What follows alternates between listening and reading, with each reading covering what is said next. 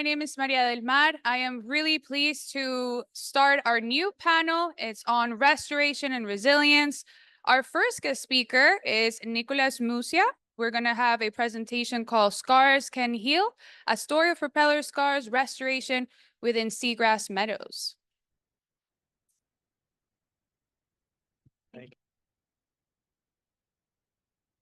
All right. Thank you very much. My name is Nick Musia. I'm the principal engineer for Sea and Shoreline. So Sea and Shoreline is a Florida-based aquatic restoration company specializing in incorporating natural infrastructure and nature-based solutions into protecting coastal communities and restoring ecosystems. So I want to start off with a question for everyone. Raise your hand if you're familiar with seagrass meadows. All right, most people. What about the ecosystem services that a seagrass meadow can provide? All right, so I got a good audience here. So I'm going to tell a story today, a story of propeller scar restoration in a seagrass meadow. The big one in the middle. So first, what is a propeller scar? So a propeller scar is damage caused by a propeller or the backwash from a propeller or a vessel grounding into a seagrass meadow. So this occurs when a vessel is traveling at high speed through there and it actually cuts through the bottom, can damage the roots. And it's important to realize that it is not just cutting the grass. So these are created plain and simple by reckless boating, unfortunately.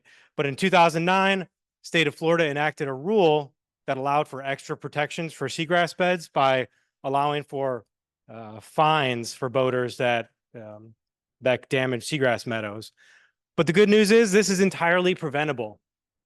Preventable by knowing where the shallow areas are and knowing how to operate your boat, whether that's going slow, trimming the motor up, using a push-pull, and also using the right kind of boat. So you can see in the bottom there, triple engine 28-foot center console is probably not your best platform for flats fishing. They provide an immense amount of ecosystem services, and these are benefits to coastal communities for having an ecosystem adjacent to it. According to the international guidelines for natural and nature-based features for flood risk mitigation, seagrass meadows can reduce wave energy by up to 40%, and also reduce sediment scour or erosion by an amazing 85 to 100%. And this will keep sediment and sand out of navigation channels. And also, the most important thing that I've heard echoed earlier today, which I could go on for days about, water quality. Seagrass meadows also capture and sequester nutrients such as nitrogen and carbon. Right here is some excerpts. I'm not going to read it, but you can feel free to glance through. This is from the science plan for Everglades stormwater treatment areas talking about submerged aquatic vegetation. And at a quick glance, you can see the chemical and the physical properties, how complex they are that go into the seagrass being sometimes referred to as eco-engineers, but that ecosystem services of being able to keep the phosphorus down and also releasing dissolved oxygen. Healthy seagrass also supports healthy recreational fisheries, ecotourism, and regional food security. These are all ecosystem services provided by the seagrass meadow. But propeller scars. Propeller scars are deep ruts or vessel groundings as well, cause deep ruts in the seagrass meadows. This is similar to tire ruts in sod. If you get ones that look like that, do they heal automatically on their own very quickly? No, we generally have to do landscape practice where we'll introduce topsoil, rake it out to level it out, and then we can introduce seed or sod on top of that. Seagrass meadows operate in a similar way. Ruts like this, but in a seagrass meadow caused from propeller scars, can take up to 18 years to heal naturally on their own. That's an entire childhood and then some. Scars or ruts like this can also segment grass beds, and seagrass will also grow laterally through its roots. But when you have damage to it and ruts like this, it'll damage those roots and it won't let the seagrass be able to shift naturally as it would for better water quality, sediment shifts, and things like that. So where are these located? right now, Scene Shoreline is engaged in a project mapping using high resolution aerial imagery and ground truthing to map some locations of propeller scars and vessel groundings in primarily just the northern portion of the bay. We can also utilize image recognition tools and AI software to help track these through the high resolution imagery. Currently, we have over 42,000 linear feet mapped out in just this area shown here. That's over 8 miles. So over time, these scars or ruts in the seagrass meadow can take 15 plus years to heal. During that time, that unstabilized sediment can settle in our deeper navigation channels, causing a maintenance issue there, water quality, and the propeller scars will prevent seagrass meadows from shifting naturally and letting those roots crawl like they would naturally. And then the loss of ecosystem services, which I just think can't be understated, and that's been great to hear a lot of today, but wave energy reduction, water quality, recreational fishing, ecotourism, and endangered species. But the good news is there's a solution. Sediment tube restoration. The sediment tubes are biodegradable fabric bags, cotton, filled with sediment, which is a calcium carbonate sand mixture. And they can be placed into the scars or vessel groundings to level the seafloor, prevent additional erosion, and protect seagrass roots. Sediment tubes can begin to heal propeller scars or vessel groundings in as little as 6 months. And then the tubes will completely biodegrade, leaving just the sediment in 12 months. And the sediment is usually selected based on a grain size of similar in the area, usually more coarse grain because fine grain sediment is pretty readily available. So Sea and Shoreline is partnering with others to design and implement an ambitious repair and a repair project to repair miles of damaged seagrass meadows. Currently we're in the permitting process with Army Corps and DEP to permit up to 950 acres within the bay. So we couldn't do this alone. So thanks to investments in natural infrastructure, Sea and Shoreline has been able to restore recreational fisheries, enhance ecotourism, and protect our coastal communities. Partners for this project are Fish and Wildlife Foundation of Florida, Coastal Conservation Association, and Miami-Dade. So I want to thank all those partners that we have, because what's awesome is part of this summit here is connection. So we can't do this alone. So we're always looking to collaborate with others. So feel free to reach out to me afterwards this evening. Check out seaandshoreline.com, or the company has all the social media channels that you can check out. But I just love that message of connecting. We can't do it alone. Let's all work together. So with that, I'll leave it to questions, or we can keep rolling. So thank you.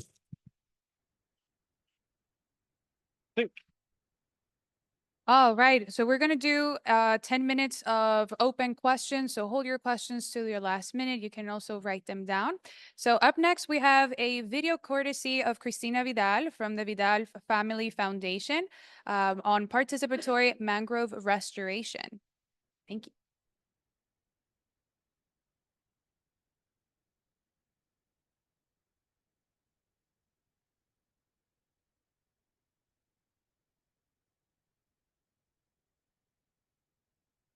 Hello, everyone. My name is Jimo Sirodio, and I'm the founder.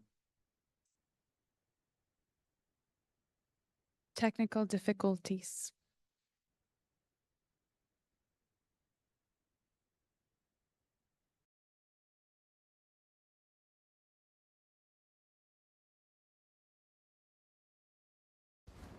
Hello, everyone. My name is Jimo Sirodio, and I'm the founder of Sylvie.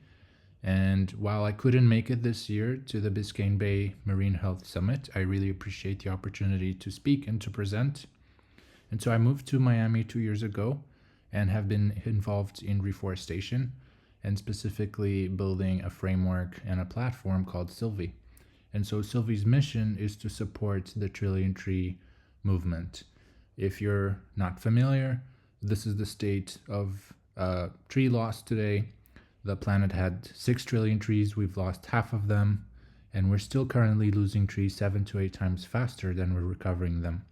There is good news in that peak deforestation happened in the 80s, but there's clearly a gap to close. And while the priority should absolutely be in protecting and preserving what remains of natural habitat, our mission at Sylvie and the tools we're building are actually to support the net tree gain and various activities around restoration and reforestation.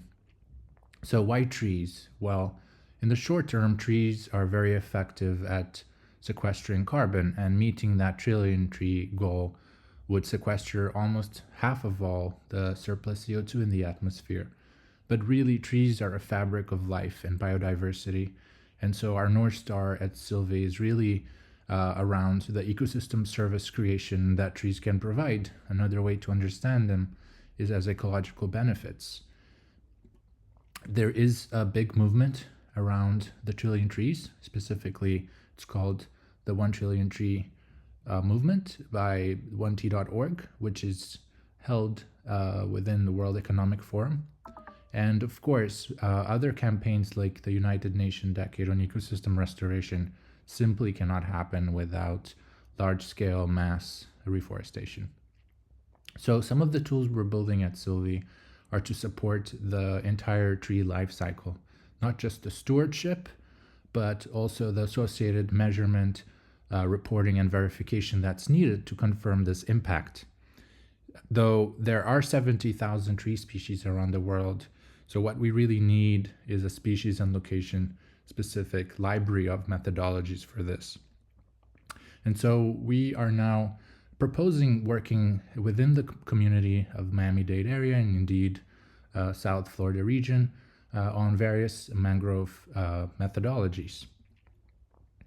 We have a little bit of experience working with urban forestry.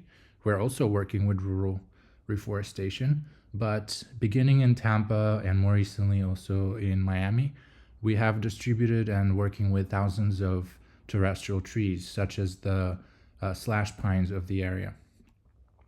This is a bit of a demonstration of the technology we're building. As you can see here, it's easy to manage individual trees, but also here's a quick demo on some of the reforestation pilots in Miami where distribution of saplings has taken place. And to support all of this, we are building tools, mobile tools, that can help stewards confirm this impact. This field is known as MRV, monitoring, reporting, and verification, but really what it is are front-end tools that walk stewards through the verification of impact, and this is configured according to the methodologies that are in place. So on the left here, you can see a proof of planting.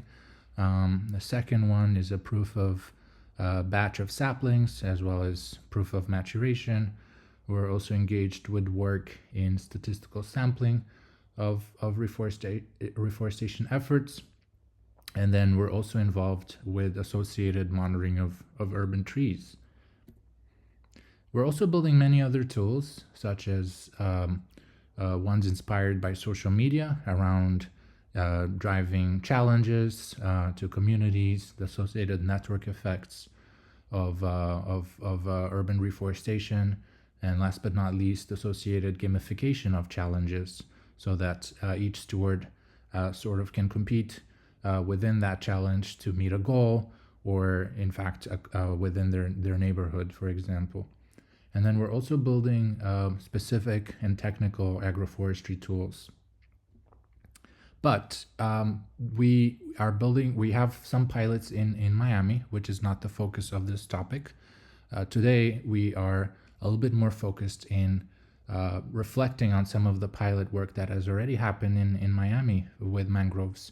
So the Coral Gables Garden Club has published a lot of literature and articles around some of this work, as well as the Gables Insider, where I found a lot of this.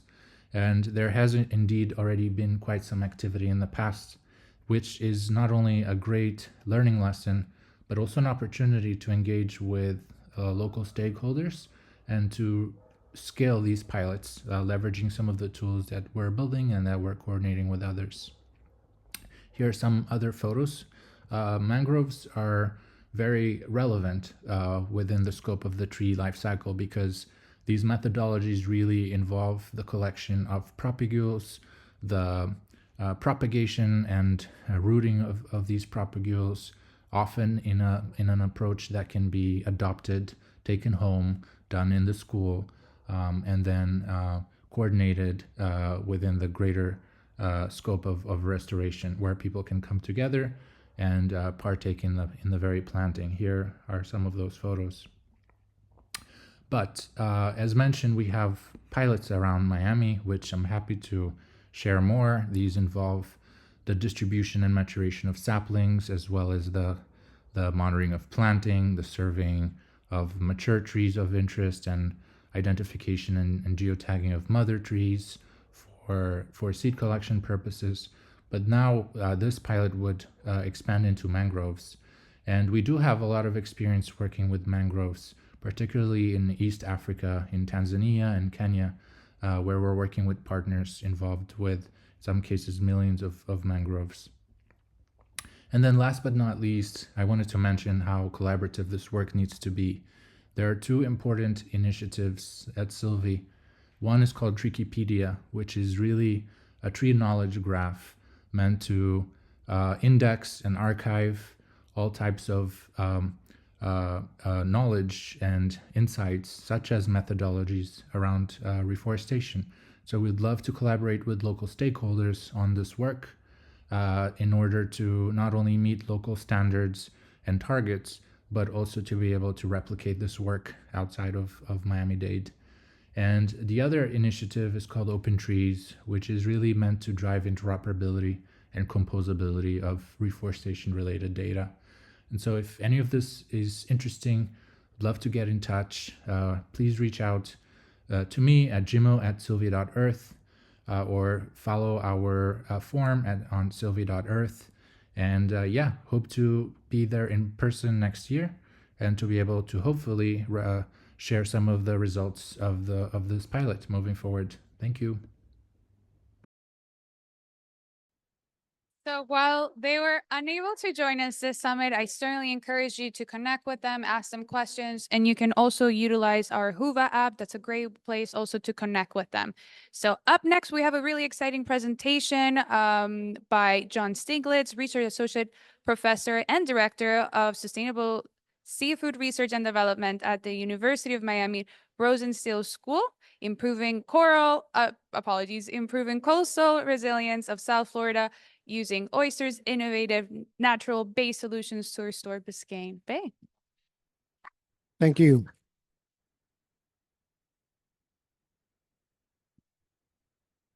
All right, thanks for sticking around this afternoon. Good turnout here. So in keeping along with the resilience theme, we're going to be talking about the potential for oysters in Biscayne Bay. Okay, so we know the challenges, right? In terms of, it's a little hard to see this here. Climate change impacts, we've heard all about them. We know the story, sea level rise. Got skyscrapers built right on the edge of the bay. Okay, it's only a matter of time. We've seen it with previous storms, previous hurricanes, the flooding that goes on, particularly in the Breakout area, you remember. Degradation of coastal waters, the fish kills, right? They were talking about this morning in the early session. It's been mentioned a number of times in all the sessions today. It's bound to happen again. Unfortunately, you go outside, you feel how hot it is. You can smell those dead fish already. So loss of ecosystem services in coastal waters. Okay, we talked a lot, first presentation here about seagrass, right, in terms of ecosystem services. But when it comes to a lot of the other organisms that we're losing in these sorts of events, there are a lot of other ecosystem services that we're losing as well. And then coral reef impacts, we've heard some about that as well. Some colleagues at the Rosenstiel School doing great work on that in terms of not only investigating what's causing the bleaching, but looking at potential for restoration and many more, right? So a ton of challenges that we're facing here in South Florida. I mentioned the fish kills here. We've heard about this, eutrophication, high water temperatures, polluted discharge from the canals and rivers. We heard about the initiatives going on in terms of converting septic to sewer systems. That's great, but we still have this eutrophication issue and these intense nutrient inputs as our population in South Florida continues to grow, right? And so again, with these, we should also realize that when we're losing these ecosystem services, losing this habitat like we see with the seagrass, we're losing what we call essential fish habitat, right? And so a lot of what people come down to South Florida for are the fishing opportunities, fishing and diving. If you go out, you pay a lot of money to go out on a charter, whether it's a diving charter or a fishing charter, and there's no life out there, you're gonna be pretty disappointed. Okay, so that is happening. It's not only here in the South Miami area, but also in the Keys as well. And so this is an incredible resource that unfortunately we're losing. And in many cases, it's due to things that, we might be able to help out with when it comes to restoration and resilience. So we see a number of opportunities, right? It's not all doom and gloom when we talk about climate change impacts. We also are in a unique position here in South Florida in serving as a model test ground, right, for exploring some of these restoration strategies. There are a number of initiatives that are underway currently and a number of other ones that are being proposed to help out with this. And so we've been identified as one of the areas due to climate change, due to our position here in South Florida, right at sea level. And it's an ideal test area, right? We've been identified in terms of serving as a tech hub for resilience, right? This is the theme. We now have a climate hub here at the University of Miami. And so this has positioned us well to capitalize on a number of these different opportunities. And the key here is to take an ecosystem approach to restoration, right? There are a lot of different initiatives out there that are aimed at, okay, we got to restore this fish species, or we got to restore this species of coral, or this coral ecosystem, right? But let's look at it. Let's back off a little bit and look at the ecosystem as a whole and say, what do a lot of these organisms need to survive and thrive, right? At the end of the day, it comes down to clean water. Okay, so there are a number of initiatives out there aimed at cleaning up the water. You've heard even amongst the fishing community, Captains for Clean Water, trying to deal with things coming out of, that come down from Lake Okeechobee, these sorts of things. And so taking this ecosystem approach, you see, it's kind of hard to see on this. Do we have a pointer on this? I'm not sure, but yeah, we do. So on the left-hand side, except it's not showing up on the screen there, initiative in terms of focusing on the west side of the bay, right? The Biscayne Bay wetlands, part of SERP. So some progress being made there. Number of folks in the room have extensive expertise in this area. So working on the west side of the bay, and then we see work going on the reef side of it, right? In terms of coral restoration. But what about this area in the middle? Okay, what about this big gap between the two? Okay, in terms of having that clean water, right? There haven't been a number of different initiatives that really are aimed at cleaning up that water using different nature-based solutions in Biscayne Bay. And so we think oysters can play a key role in this. And there's some historical context to support this, right? In the early days, in the late 1800s, there was a robust population of oysters that would even support a commercial oyster fishery in northern Biscayne Bay. Okay. And so obviously with different changes that were made hydrologically, right? A lot of the canals that were dug, these sorts of things, intense development throughout South Florida. We've seen changes to that and changes to salinity profiles. And many folks that you'll talk to, many of whom are at this conference today, will tell you, oh, oysters, it's not a possibility. Well, that's wrong. We know that there are remaining populations of oysters out there. There's some folks in the room here looking at it even from a toxicology standpoint there on the lower right-hand side. Unfortunately, Biscayne Bay wins the prize in terms of having the most polluted oysters, but they're here, right? And so one of the keys this is from some of the great work done by Miami Waterkeeper, looking at the scorecard that I'm sure a lot of us are familiar with, and showing that, there is potential in some of these areas that could support oyster populations in using these living shoreline techniques. So we think that oysters are a critical tool that should be in the restoration toolbox for Biscayne Bay. Oysters, as you know, have tremendous potential. You see there sort of a splash page in terms of detailing many of the benefits, right? And sort of in contrast to some of the other organisms that are proposed for restoration strategies, whether it's mangroves like we just heard about, corals like we hear about, oysters are known for their ability to help clean the water. Okay, so other extractive species such as seaweeds that we also work on at the university do this as well, but they help pull these nutrients out of the water and bind them and result in clean water, right? And so we have an opportunity here to, if we're going to put some organisms out there and restore things and use this tool, that we could help clean up the water. And so this could be done through nature-based living shorelines. You see what one of these might look like if we were to implement that. Or restoration of oyster reefs, right? A lot of times people say, well, Biscayne Bay has a lot of sort of muddy sediment, that sort of thing. Oysters typically require a hard bottom substrate for successful settlement. But in many cases, you can utilize some of these structures out there to provide that hard bottom substrate. And if you give them a chance, if you have some oyster spat, right, that you can put out there, you may overcome sort of that initial larval bottleneck stage. And we can do that using what we call restorative aquaculture techniques. And so we see some of the remnant populations of eastern oysters. Again, we're focused on the Crassostrea virginica here in parts of Biscayne Bay, right? And so you see some of the salinity profile of the bay. Again, depends on what season we're looking at, but there are areas, and we hope that with continued restoration of freshwater flows in certain areas of the bay, that we're going to see improvement in some areas that would support this sort of activity. We know that there are conditions that exist in certain parts already, so we don't need to wait on that. Okay, and you see some pictures over on the right-hand side. FWC years ago did a study, and those are some pictures that's from up in the Oleta River area. And so the key here is taking an interdisciplinary approach, right, to restoration. So having intense community stakeholder engagement, right? That's why I'm here, engaging with the stakeholders and continuing that, right? So combining scientific expertise, number of scientists in the room, anywhere from expertise in restorative aquaculture to ecological genomics. My colleague and on this project, Dr. Alexiak, in the room here. Habitat restoration specialists, such as Dr. Joe Serafy here, expert in this. Outreach, education, right? All the different disciplines. The key here is, if you're going to have effective restoration, involve all of these folks and have that community stakeholder engagement.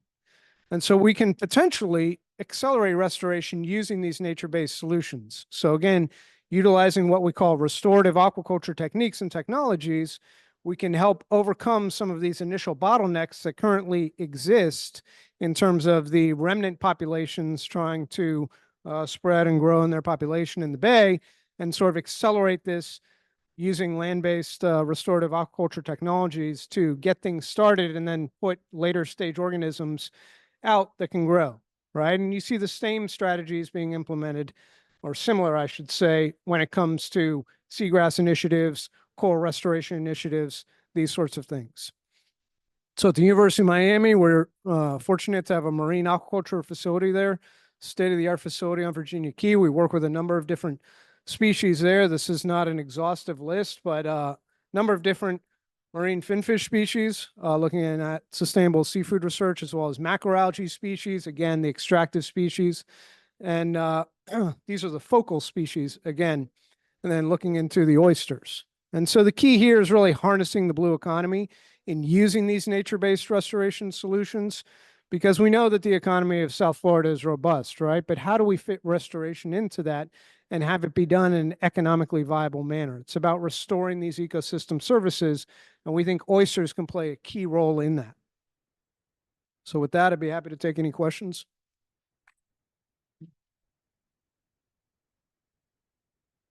Questions now or no questions? Okay.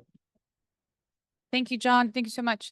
So up next, we have another exciting presentation. This one's going to be presented by Dalton Heasley, citizen science benefits, coral reefs, and community members alike. Again, we're going to have a brief panel discussion later, so hold your questions till the end. Thanks. Thank you, Dalton.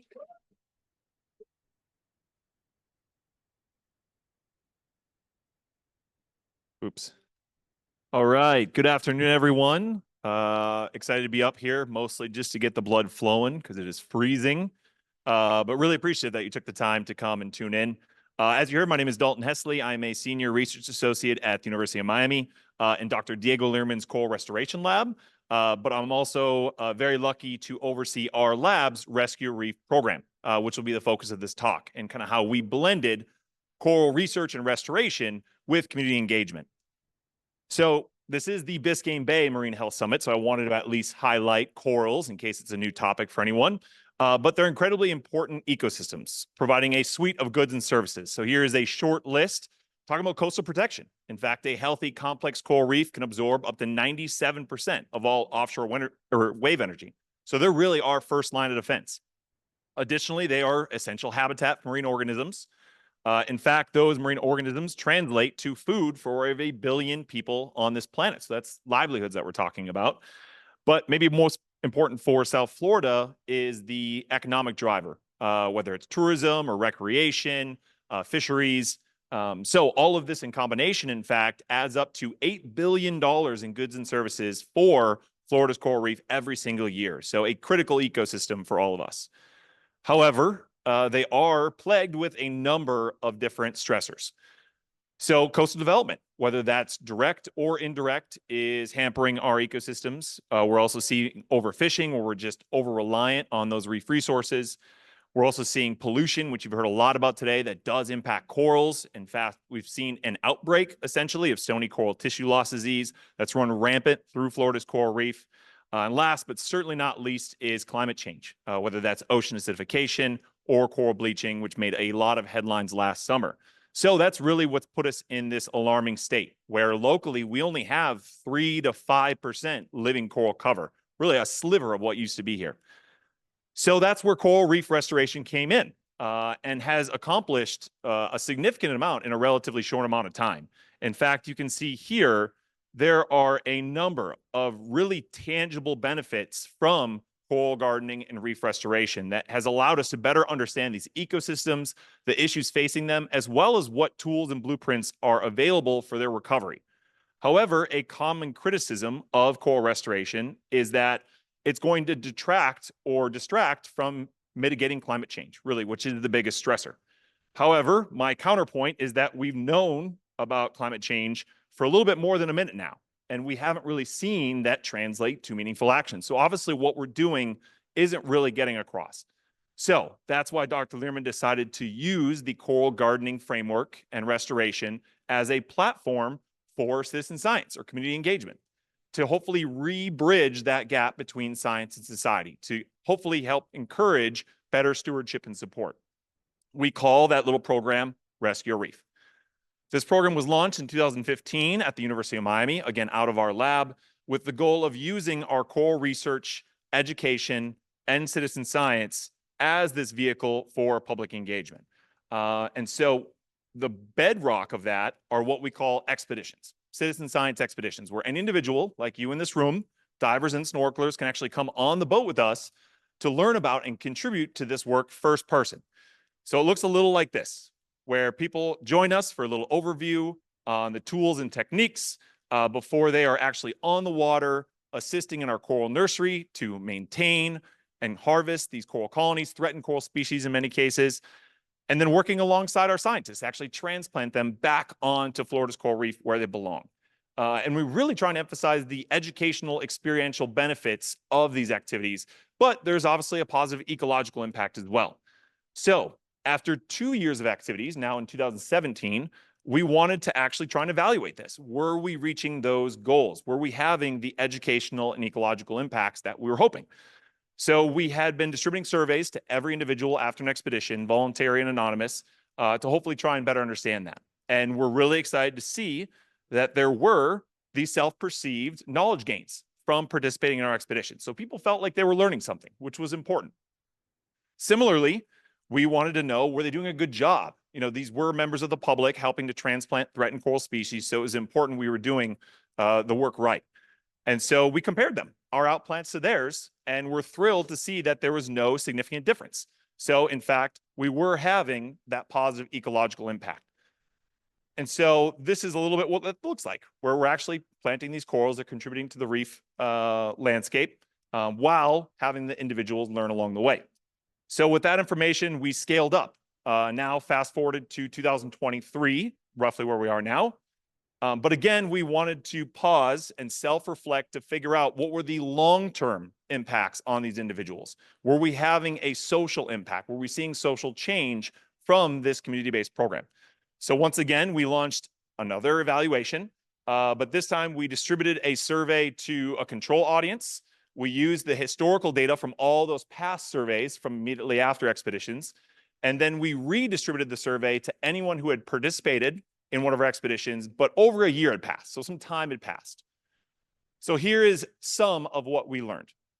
First, we just used a Likert scale, so self-reported knowledge levels, to think about coral reef status. And you can see that across the board, everyone kind of knew corals were degraded. But then when we looked at coral ecology, coral threats, and coral conservation tools, there were sustained increases. In fact, when we compared them to the control audience, we saw that they were significantly higher. So the self-perceived knowledge levels were higher than these control audiences. And when looking at that over time, they did seem to be sustained, which was important. We didn't want them to lose all of that information they felt they had learned. But we wanted to go a step further. So we actually asked some open-ended questions to see what they could produce. One of the questions was simply, what services do coral reefs provide? And here you can see that our citizen scientists were able to produce both habitat and coastal protection at significantly higher proportions than the control.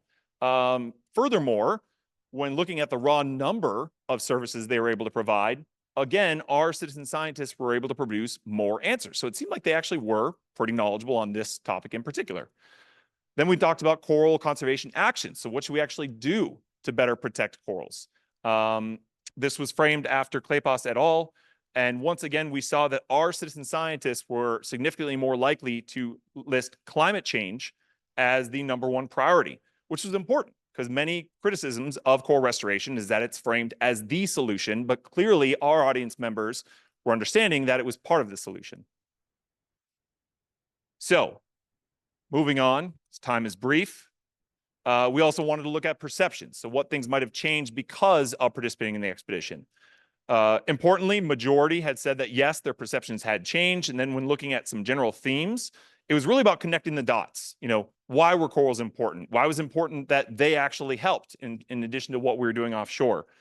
Which was a positive indicator for us. They were seeing that it was kind of upon them to take some of these steps as well. But maybe most importantly was talking about behavioral change. What things were they actually doing differently because of participating in our rescue program? Once again, majority had said yes, they did have some behavioral change, which is a strong number. But then looking at what specifically, most had actually said advocacy. They considered themselves to be champions for corals and were more commonly talking about them to friends, family, community members, which is part of our whole vision. So then last but not least, we wanted to look at our overall ability to build a community of coral champions. So first, we just simply asked, similar to the past one, was how confident are you talking about these subjects? And we found that our participants were significantly more confident. Next, we were wondering, okay, how comfortable are you reaching out to us? Did they feel like we were a useful resource for them if they had questions or concerns? And again, they were significantly more comfortable reaching out to us than some other organization. And lastly, how likely are you to continue supporting Rescue Reef in additional ways? And once again, they were significantly more likely than the control. So these indicated that they did feel like they were a part of our Rescue Reef community and were willing to advocate or support on our behalf. So with that, we felt confident that yes, we were having this positive social impact on our community members through this programming, which gives us a lot of confidence moving forward. There is a publication on this if you'd like to learn more, because I am flying. But what I wanted to underscore is that over the same amount of time, in addition to this work, we have hosted hundreds of expeditions with over 1,000 people joining us, who they themselves, Miami's community members, have outplanted over 10,000 corals back onto Florida's coral reef, which is quite the accomplishment, because it's capable of turning a somewhat degraded reef restoration site like this into this. So that's meaningful. My final thought is that citizen science can be a vehicle for change. That's really what this message is supposed to be. These are some of those highlights, which hopefully you would take notes along the way, because I know it's a full day. But I do like to toot our own horn and note that 95% of people who had come on our expeditions are eager to join again. So that means that it's not only impactful, but it's fun. And I think that that's the most important thing. So what I'll leave with you today is that we want you to think hard about what you're doing to use your work to engage community members, because we've been doing this for a long, long time, but things are still digressing. And so it's really upon us to think about how we're engaging people, the stakeholders that are at this summit today, to try and move the needle, because obviously things need to change and need to change quickly.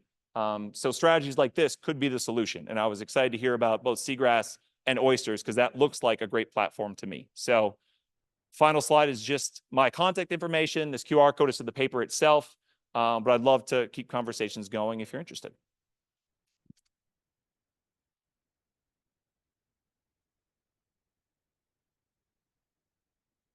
Thank you, Dalton. That was a great presentation. Who's going to sign up for the next expedition? I'm looking forward to that. Awesome, guys. So we have about 6 minutes, more or less, to ask questions. I want to fill the room. Does anybody have a question to any of our panelists today? So I'm going to go around. I know, gentlemen, you were first, second. Do I have a third? Okay, let's go with that round, and then I'll pass on the mic.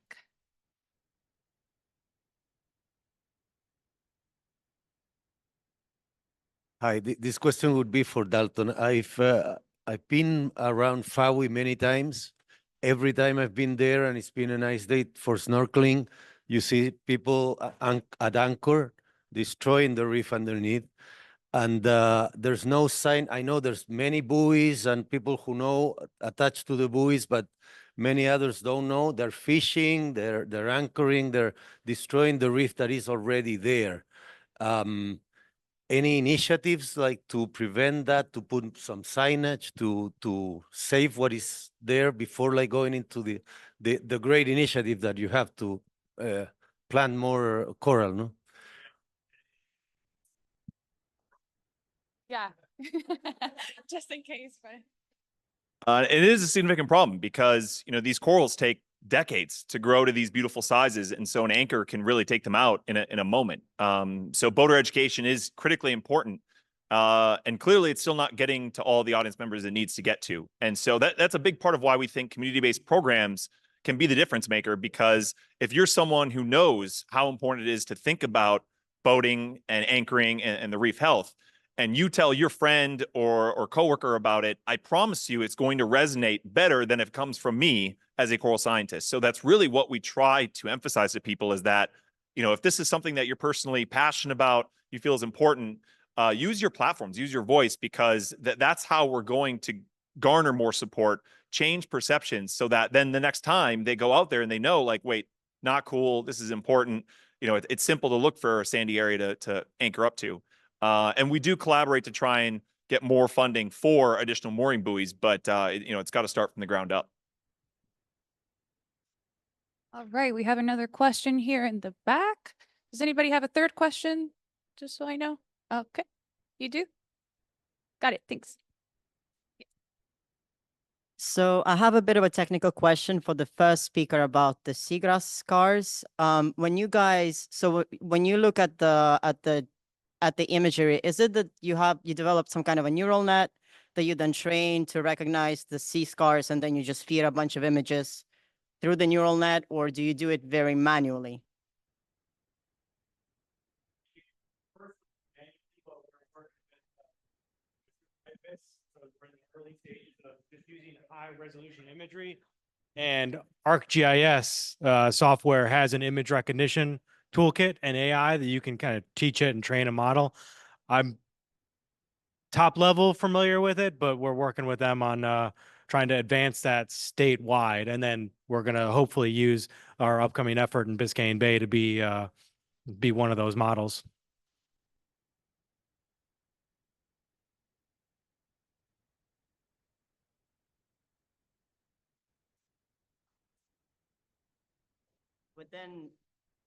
Even within the boundaries of Biscayne National Park, there is just nothing there. There can be some maybe reports from like 2013 or early 2000s that kind of mention it, but this is now a 20-year-old data set, and it's really hard to find. So that's what my eventual thought was, okay, I can look at the high resolution imagery, but then do I have to like try and, because I'm an atmospheric scientist, right? And I'm trying to acclimate to the new discipline, and me looking at something that I think is a sea scar, but not, or seagrass scar, without having enough, I guess, experience, I cannot necessarily determine whether I'm looking at is in fact a seagrass scar. So that's what, hence the question.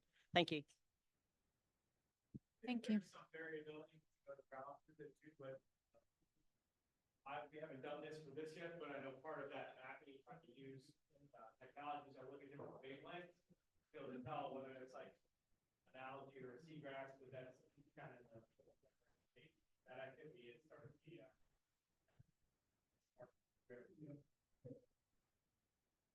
Thank you, guys. We have about 2 more minutes. I just have a question regarding what the gentleman earlier said about regarding the coral reefs that, are getting damaged by the boaters with their anchors and so forth. It seems to me that when we bought a boat back in perhaps 2014, there was no requirement to even have a captain's license. Is it still like that? I mean, we went out on Biscayne Bay. It was like being on I-95. It was crazy. People don't know what they're doing. And I agree that, yeah, the public needs to be educating their next door neighbor, but somewhere down the line, there needs to be some sort of a regulation that you need to learn how to drive a boat, and you need to understand that you just can't throw your anchor anywhere. And perhaps these signs and these buoys are unsightly, but people they just don't know. They don't know what they're doing. And I think it needs to be more in their face, perhaps. Thank you for sharing that with us. Yeah, I completely agree. I do believe it is illegal to anchor on hard bottom corals, so that there would be a fine if someone was found doing that.